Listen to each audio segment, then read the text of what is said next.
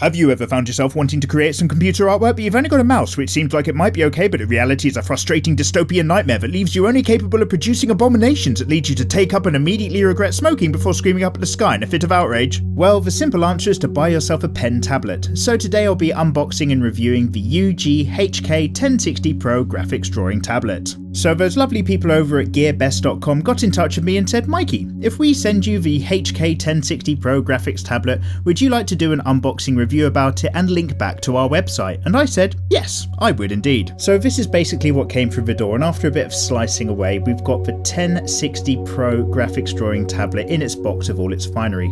Not too much information to worry about around the side, but if we open this up, the very first thing that's going to be sitting on the top is the tablet device itself, all nicely packed in foam.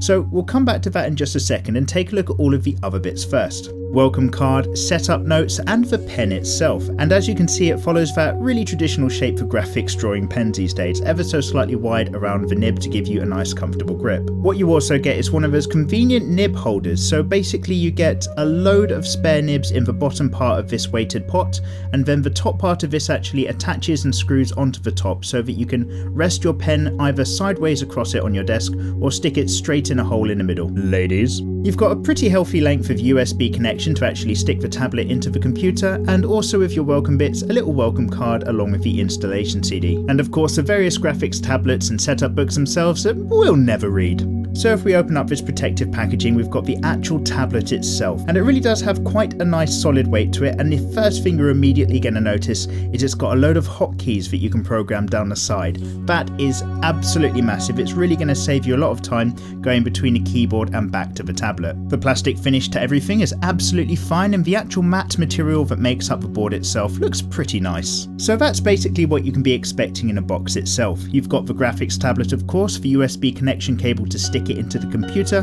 the pen to do the actual drawing with, as well as a pot to hold it down and a load of spare nibs. The driver installation CD, guidebooks and welcome card are all great, but really it's just a simple setup. So this is what the tablet looks like if you've got a setup like me which has some very limited space. The tablet itself is an absolutely great size to get a lot of sweeping artwork done with, but for the sake of clicking around with files and folders on your desktop in a very standard sense, you're probably going to go back to the mouse just so you don't have to keep moving your hand so far. If you compare it to my slightly dusty keyboard over here, you can see that the tablet has a really thin, low profile, which is very nice, and loads of space around the edges to help rest your hand on without it falling off the side. However, do be warned, this is one of those examples where you don't quite get everything out of the box, because that pen does not have a separate USB charger. Instead, you need to screw off the back and put in a AAA battery in order to get things going. Now, to be fair, when it comes to a basic drawing tablet, you really can't go too wrong these days on the market. So one of the only real problems to look out for is how things work in terms of your drivers and installation. So one of the first things you need to do is uninstall any existing tablet driver information you might have on there, essentially giving it a clean start if you've ever used a tablet before, and then pop in a CD and run the setup. Now, oddly enough, I actually found that this did not work with pen pressure sensitivity in Photoshop, even if I had all of the digital ink settings and Photoshop settings turned on. So what I did is I uninstalled the software from the CD, went onto the UGEE website and simply downloaded the latest versions of the drivers for free from there. And that actually solved all of the problems.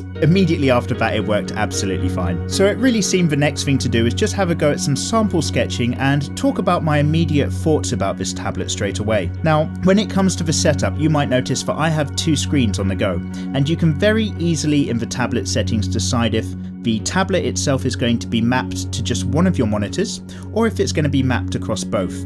Across both means obviously you can select files and folders right across both of your screens, but I don't personally recommend it at all for actually getting some artwork done. This is because if you map it to just one of your monitors, and it has a really good ratio for that thankfully, it means that if you're drawing a square on your tablet, that creates a square on screen. An even circle on your tablet creates an even circle on screen as well, whereas if it's stretched across both screens, you get all of this weird warping and distortion, and that can create some really weird calibration issues in your hand-to-eye coordination when you're getting the art done. And with that in mind, it's certainly worth adding that the moment you move from pen and paper and pencils and so on onto a digital tablet, you're going to find that it takes a little bit of effort and work and practice to bring those skills across to the new medium. If you're already good at drawing, don't be disheartened, because it's actually the most normal thing in the world that you might find it more difficult than you expect at first to work digitally. So I'm just sketching away for some really simple gender swapped One Punch Man work, and I had to spend a little bit of time of getting my hand-eye coordination back up to skill. But once you've got that in place, I found that this tablet was nice and easy to use. The pen to tablet surface friction is really nice,